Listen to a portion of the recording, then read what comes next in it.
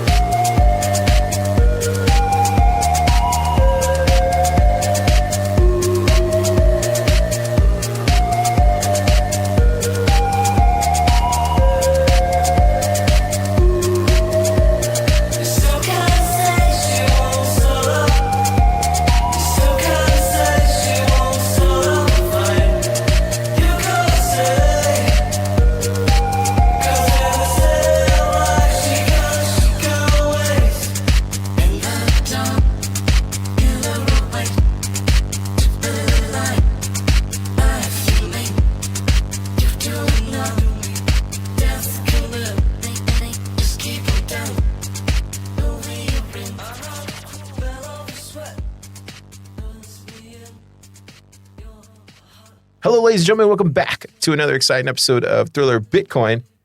Today we have on the show Cooper. He's a new pleb in town. Yes, sir. And we've been hanging out with him here at Pleb Lab and all over the Austin Bitcoin scene.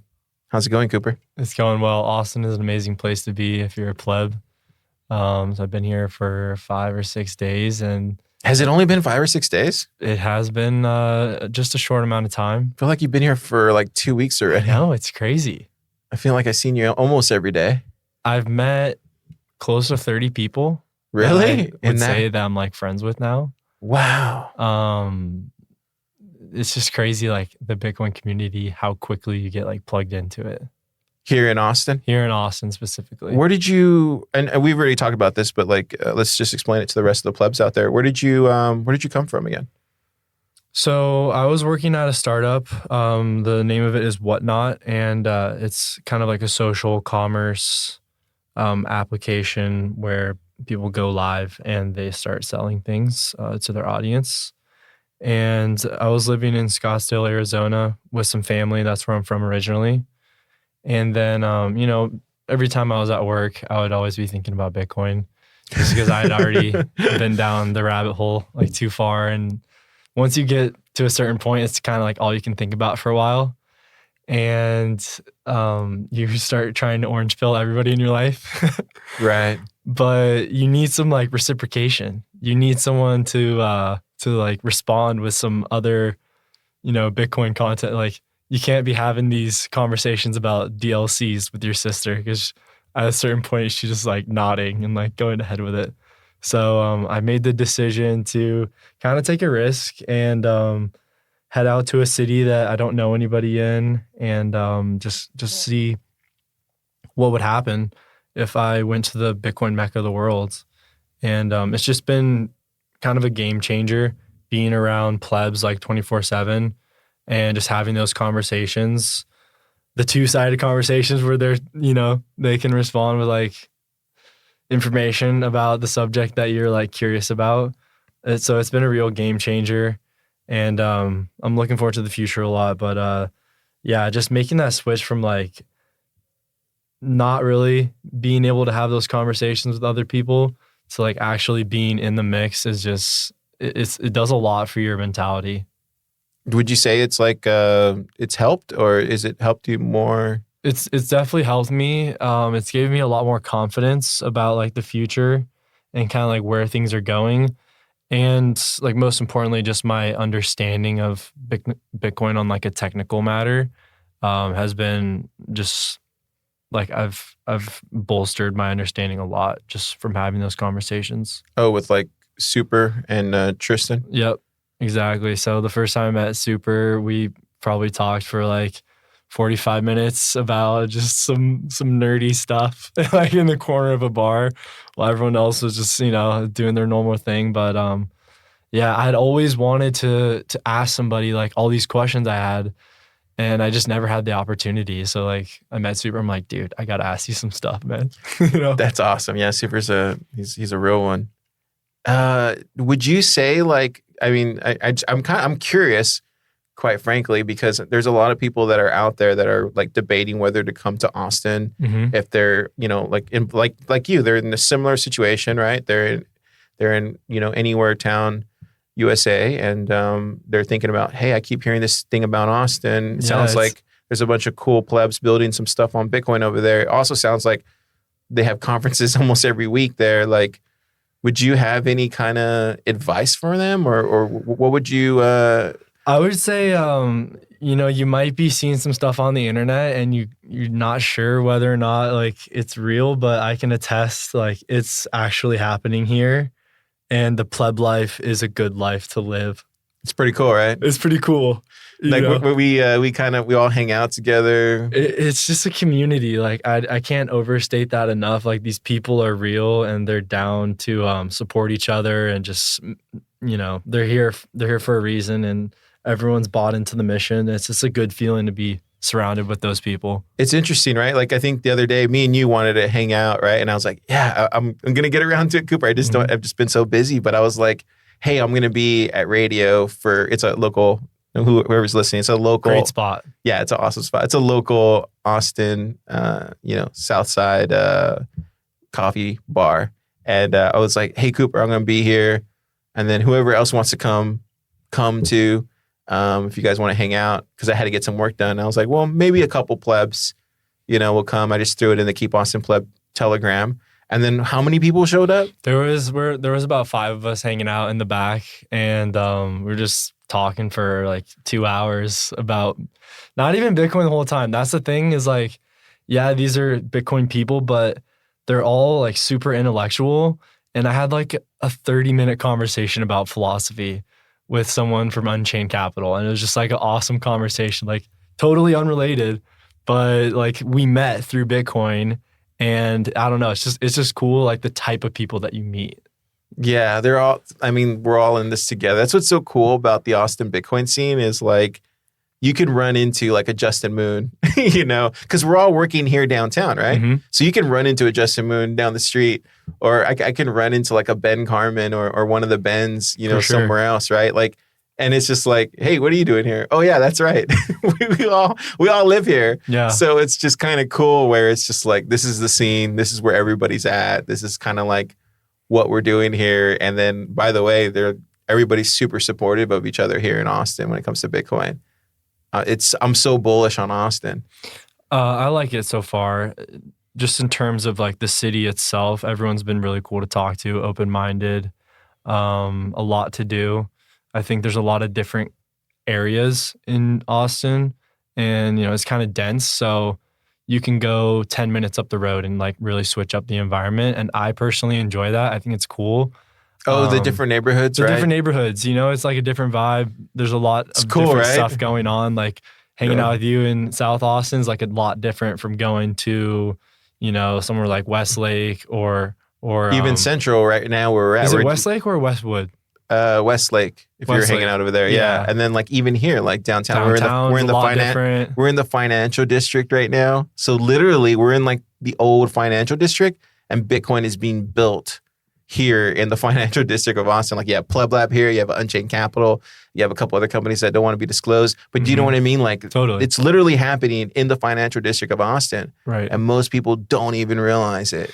Yeah, it's funny. It's like a Trojan horse. Yeah, it really is. I mean, I was talking to somebody yesterday, and they worked at Airtable, and I was kind of telling my story, and they're like, "Oh, you moved here like for Bitcoin?" And I'm like, "Yeah, like it's kind of going off in Austin." And he's like, "Oh, really? I didn't even know that." I'm like, Yeah, dude. That's the thing. Kind of been sleeping on it. That's the thing right now. Like we work out of 701 Brazos, which happens to be Capital Factory. But I always tell Kyle all the time, I'm like, dude, like Pleb Lab is a Trojan horse for sure. That got in here. For sure. It's like, it's a joke, but you know what I mean? Like it's supposed to mean like we're going to turn everything orange, eventually. And it starts by talking to people. What do you think has been the most surprising for you here just in the Austin Bitcoin scene? Like, cause you're a regular dude. Like you're just a guy. You're just a guy. Pleb. You're just a pleb, right? Like we're all regular dudes. Right. Is that surprising? I think the surprising part was how easy it was to relate to everybody. Like I said, I didn't really know any Bitcoin people before moving here and hanging out with you guys, but like everyone I've met has been super just like on the same page. And I think the reason for that is Bitcoin has some very strong ethos. If you agree on that, there's a lot of other things you can agree on. And I think that's a great foundation for our friendship. Right. So it's been really cool to see that. I was kind of surprised like how easily these friendships were being made. Like for you and I, for instance, like I feel like we're pretty good friends now. Yeah, because like it was like pretty easy. It was very easy. It was like, okay, you're a Bitcoiner. I know you're a Bitcoiner. And then it was like it was almost like you would do a handshake and you're like, oh, he's a Bitcoiner, I'm a Bitcoiner. So we don't have to talk about anything other than like all that is known. All that is known and already. Now let's add to that. Now, yeah, exactly. Right? Like the foundation's already set. So like literally just add on top. And it's just it's pretty amazing how like quickly and that happens to everybody that comes in here. They're like, I can't believe. And I'm like, well, it's because we're all Bitcoiners. We all fundamentally believe these core things. Exactly. Even if we differ on whatever, we still all have the fundamental foundation. And like, this is where like shitcoins always lose because they're building on quicksand, That's the thing. And I hope that some of those people will start to recognize like where they're building and what they're building for. They're really missing out on like something legendary, something that will be written in stone. Boss. I love that. That's true. Amazing. It's like if you're building over there, your project could be gone. It's not built for the test of time. Like Bitcoin so tell me more about that. Why do you think it's not built for the test of time? Part of the reason why it's not built for the long term is in order for them to profit, they have to sell their coin. Right. Would you agree? Yeah, 100%. So they don't have long-term vision. Like me, I'm never selling my Bitcoin. It's like I'm just gonna hold on to it for a while and maybe pass it down to the kids. But those people don't have the same mindset. If I don't know, I don't want to name like anything, but if you're just building like some small project, but you're like an insanely talented developer, like you should really think about the value of the asset that you're creating. And yeah, you might be able to pump it and dump it like really quick. But like, do you want to do that? Is that how you want history to remember you? Right. Or you could build something for humanity that's going to like change the game for the course of human evolution. And the Bitcoin blockchain, everyone knows it's the most secure one. Like this is what we're building on top of. This is the foundation. Yeah, dude, that's so fire. I'm so glad you came to Austin. So glad, man. Like even like being in the lab now, just like coming in because I've been busy because of South by and all that stuff. And then I came in, I was like, oh, there's Cooper. I'm like, hell yeah. And then I'm like I see Super over there and he just looks like super giddy and he's like, yeah. Like I'm showing Cooper this today. And I'm like, oh, cool. Like he loves to teach. He loves to teach, right? I love to learn. I'm here to move the ball down the field. I don't know exactly like what that project is or what my so what are you thinking about? Because I know there's a lot. So like I know today we're having a whiteboard session. We have to talk about that, but so what are you thinking? Like, what do you think? You think you're going to build on Bitcoin? Is that what we're thinking here, or are we thinking more like just getting involved in the community? Or right now, I'm definitely getting involved in the community. I think where my head's at is like understand what's on the market, understand all the projects that are being built, and talk to as many people as I can to try and understand what needs to be done like today. Because, I came here for a reason. I want this to succeed, and, I'll do whatever it takes to like make sure that happens. So whether it's building on Bitcoin, whether it's, telling the story, sharing the vision, whatever it is, like I feel like I have a lot of different abilities. Like I'm willing to put all of those into action. Like Boss. Fuck sleep. Like let's get it done. So you sound like one of us, like just on a Bitcoin time clock. It's just like 24/7. Yeah, dude. It's do you get the sense of urgency For being sure. Yeah, can you describe that for people? I think the sense of urgency, it's different for everyone, but at least for me, this is, Bitcoin is something I've been looking into for years. I've been studying it and trying to understand it for a while, and I'm finally at the place where I feel like I can add value. And so I think the sense of urgency is like, okay, I'm valuable, so like start adding value.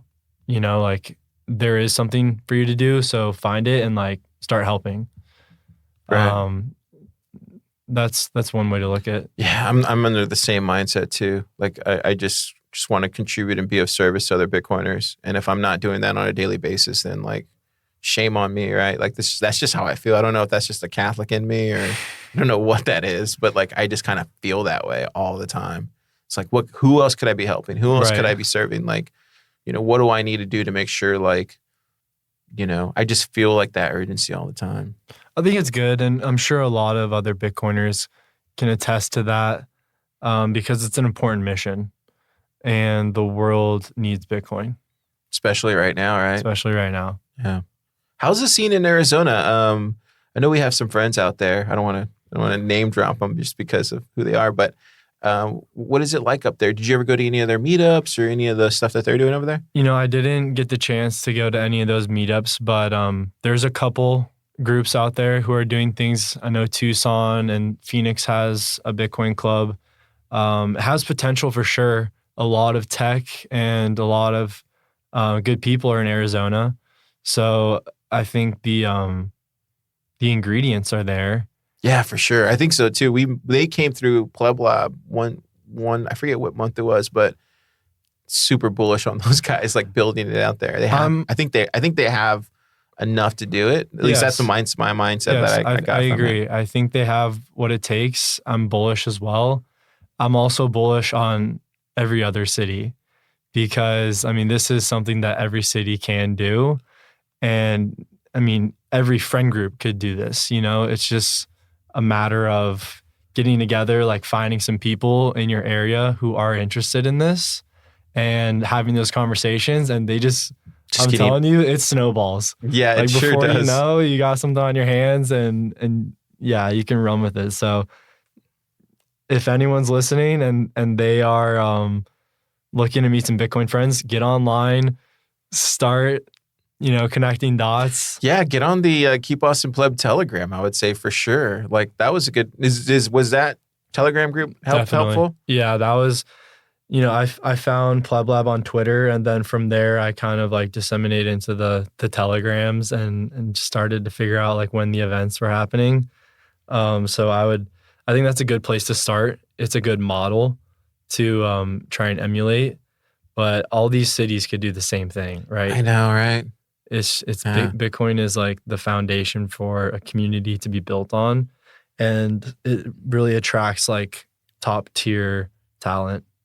It does, because eventually everybody's gonna get on Bitcoin, right? Right. Like that's just the saying. Come on now. And some people will be like, well, we don't need to do anything. We just need to hold our Bitcoin, and that's enough.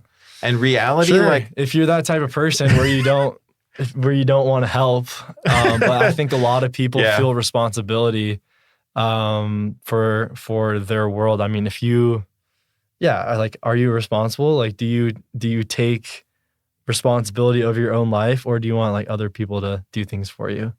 Yeah, that's so good. I mean, that's the Bitcoin ethos. Be a sovereign individual. Like, take responsibility. Let's get after it. Yeah, for sure. And then you have to also look too, like if you look at the history of Bitcoin and the other people that have helped along the way, like we wouldn't be here if it wasn't for those people. Exactly. So it's like it's our responsibility now as these new Bitcoiners to like do our service for Bitcoin. And then at some point there'll be a new group of individuals that'll kind of take on that lead for us. So we don't have to be doing it for the rest of our decade, you know? Yeah. Well, that'll be exciting too, is just watching like more and more people come in. You know, Matt is like from 2014, and it's just crazy to see.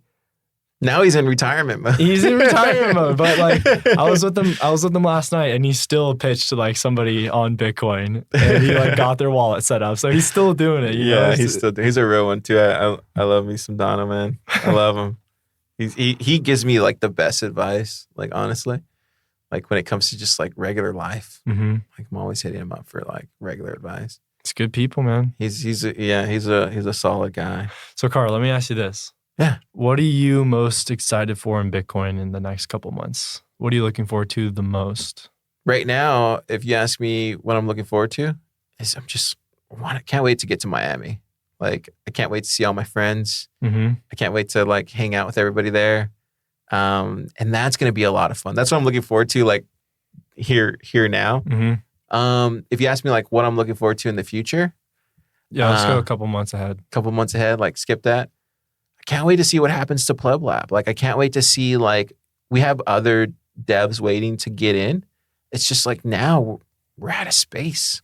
Like, we don't have enough space to help all the devs that want to come into Pleb Lab. And that's my, like... That's a good feeling. It's a good feeling, but it's also like, man, I could be helping so much more people. I could be of service to so many more developers. But it's like literally just getting getting some stuff together so that way we can get a bigger lab. So that's what I'm kind of bullish on. Pleb Lab takeover. Like I'm curious to see like how many more people we can bring on, how much more we can build for the ecosystem, all that stuff. And then also too, like I'm really bullish on like what Marty's doing right now. Like he's on another level, dude. Like this guy is like, when I look at work ethic, I look at Marty Ben. I'm like, am I that focused? Because I need to get that focused. And I've definitely, when I first met him, I wasn't that focused. But now that I've hung out with him for like, I don't know if it's been like 5 months, 6 months, whatever it's been. Like now I'm like slowly getting to like half his work ethic. And it's just like, when I first started, I didn't have that work ethic. But now it's like seeing him every day and just like, oh crap, okay, I can definitely get at least halfway there. Maybe at some point I can get all the way to his work ethic. And it's just like, I'm bullish on like whatever Marty does, just because I see the amount of work and time and love and care and just like amazing person that he is. And he puts all that into it. It's like, yeah, I can't wait to see like what that becomes. Cause I think we're building something pretty cool at TFTC. Like, yeah, that's kind of what I'm bullish on, those two things. I love it. Yeah. I can see it in yourself too, though. Like it does seem like you're kind of building up, right? And like evolving to a certain level of focus and just like determination. And I've only known you for so long, but it does seem like you're kind of on a path right now. Would you say you are? I think maybe. I hope so. I hope I at least, show that. But I try not to think about it too much. I just try to just be an example for everybody. Because you don't want to be the guy that like toots his own horn, right? Like you don't want to be that guy. And, yeah, that's true. But you do want to like lead by example. And that's just kind of what I learned from Marty. Like he just leads by example. And I will say though, like I have made some major changes in my life the past 2 months.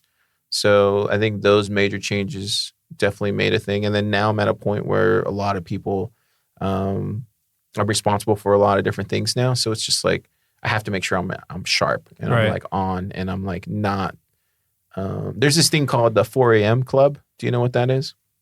I do not. What is it? It's like where you get up at 4 a.m., you accomplish all your tasks before, a certain time. And then you start your day. Right. And then you get up consistently at 4 a.m. Like a lot of really, I guess you would call them like really people that ever accomplished like great things in their lives. They were part of the 4 a.m. club. And this is just somebody that's a friend that we have here at Capitol who told me that. And I was like, oh, wow, I didn't know about this 4 a.m. club. And then he started listing all the names. And then I would go look through like YouTube interviews or whatever and be like, oh, yeah, there he goes. He's mentioning 4 a.m. Oh, there he goes. He's mentioning 4 a.m. And then you come to find out like you can get a lot accomplished before even the sun rises.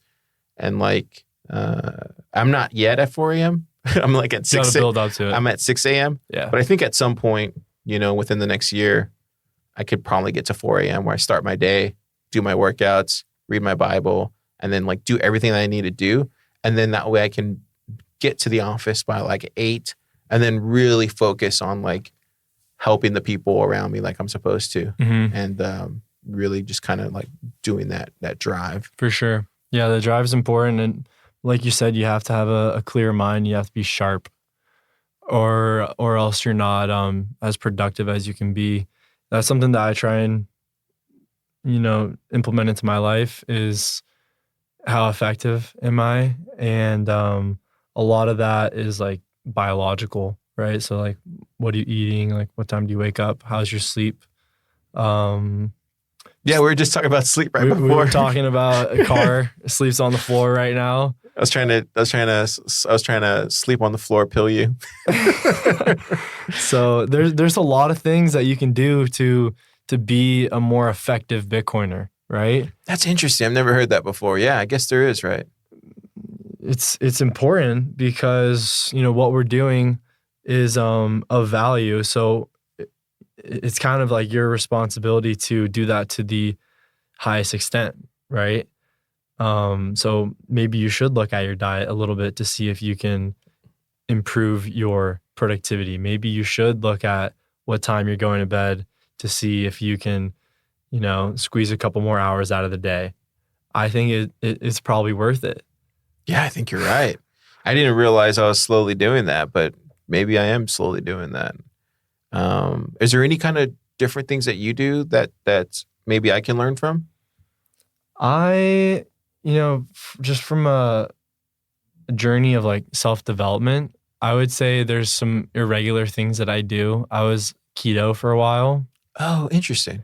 Keto is interesting. I think your diet is probably like the biggest thing that you can modify in order to be more successful. Yeah. Obviously, people read like self-help books, stuff like that. That's kind of like shaping your mentality.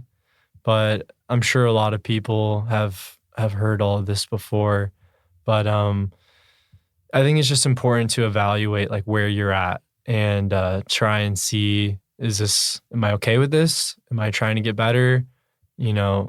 Self-reflection is important for reasons like that.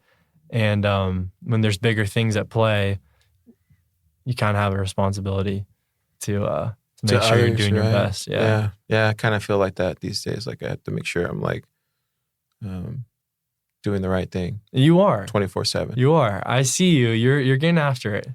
Trying. Just try. Every day is a new day. Yeah, that's cool. It's really good advice. Yeah, I never thought about looking into keto. Was it hard initially to do it down that route? Because it's different. It's different. It's kind of weird. You have to switch up your diet a lot. And do you still do it now? I don't do it right now, but so keto is like a diet that you can do, but you also enter into like a state of ketosis. So like if I do a fast, I'm entering ketosis. Oh, interesting. Yeah. So I do that sometimes. Now I'm just kind of like doing my own thing.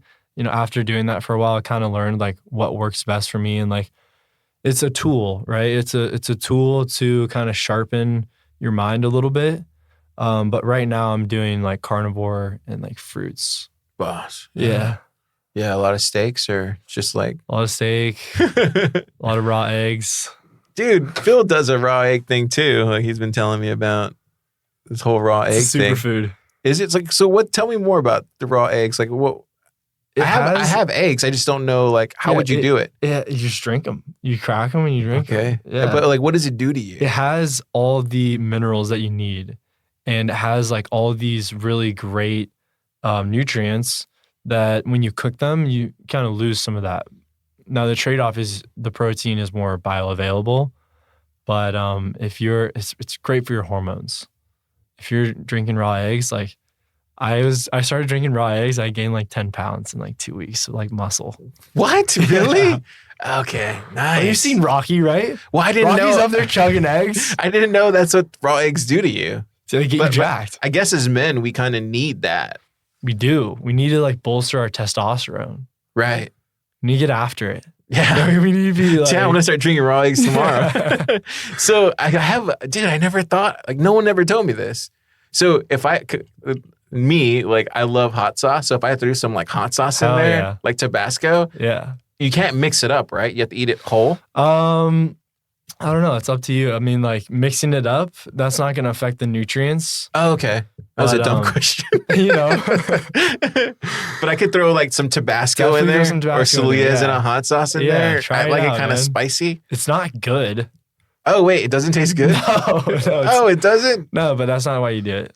Okay. So how many do you recommend the plebs out there drink raw eggs? Like 2 or 1? If you're a pleb, I recommend at least 2 raw eggs. And I'm not a doctor. Like I can't recommend anything, but I'll just say what I do. Like I don't even think doctors nowadays are doctors. so I think you're good. I'm just a pleb. But I drink eggs after workouts and to break my fast. So. Amazing. So, okay, let me get this right. I want to make sure I get this right. So 2 eggs, a little bit of hot sauce in there, and just gulp them down. And then I can go work out or wait till after I come back from my workout. Whatever. Okay. But after your workout, you're probably like more primed to absorb it. Oh, interesting. Yeah.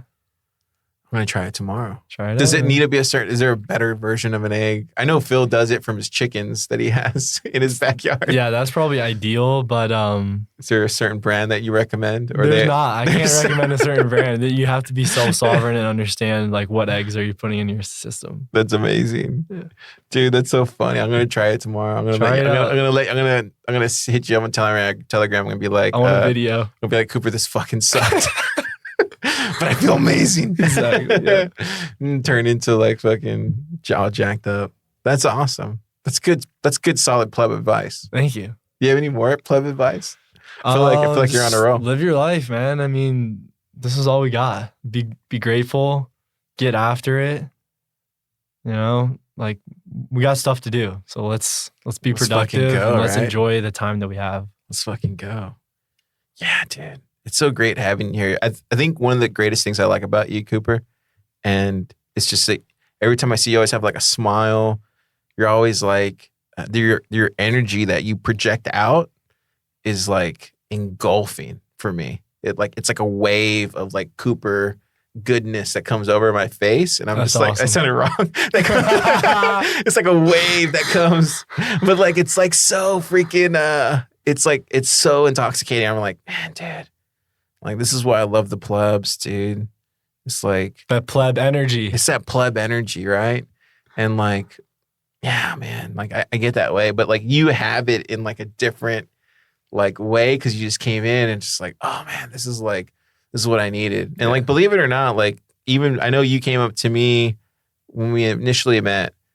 And like, later that night, I'm going to tell you this. Later that night, I was like thinking to myself and like on the floor, I was like, man, that's crazy. Like Cooper came over here because he believes in like what we're doing here in Austin with the Bitcoin scene. He believes in everybody. And to me, for a second, I was like, gosh, I'm so blessed, man. Like all these wonderful human beings coming to Austin and like helping us build this is going to be, it's going to be the biggest story like of all time. Historic. I hope so. We'll see. I mean, like, yeah, man, you just have great energy about you. Thank you. I think everybody, like, I was like, Kyle, have you met Cooper? He's like, oh yeah, he's a real one. I was like, he just whispered that in my ear. Even right now, when we went to go have that little quick meeting, like, it was just like, yeah, dude, everybody can feel your energy, man. It's good. It's good stuff. I'm certainly happy to be here. I'm looking to meet as many plebs as possible. So if you see me out in Austin or wherever, just introduce yourself. I'll probably seek you out first, but yeah, it's a good place to be. We're doing the right thing. Um, We got to get steaks, dude. we gotta grab some steaks. We got to get some steaks. I think maybe Friday night we can go do steaks at Donald's. I think that'd be fun. Sounds elite. After PBS, that'd be nice. Hell yeah. Yeah. Stop and get some KNC cattle or something. This is like what I'm talking about, dude. Like, we have such a blessed life right now. Like, being in Austin as a Bitcoiner, like, we're super blessed, man. It's awesome. Don't you think like we all have like a really good sound mind and we're all there for each other? I just feel like we're building it together and it's a beautiful thing. It's the coolest thing because, you know, I've been hanging around Pleb Lab a little bit and I've got to kind of see like what life is like. And life's not bad. It's not bad. It's amazing. It's a dream. It's right? a dream life. Doesn't it feel like I keep saying this? I'm like, dude, I wake up every day and I pinch myself. Yeah, I'm like, how was I so lucky to have a life like this? Bitcoiners all day long, like building stuff on Bitcoin to make the world a better place.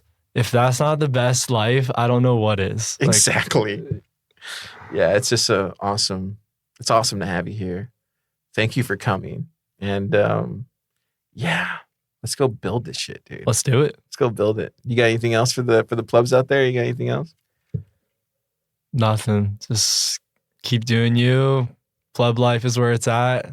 Come to Austin. Come to Austin. Let's do it. Yeah. Let's fucking go.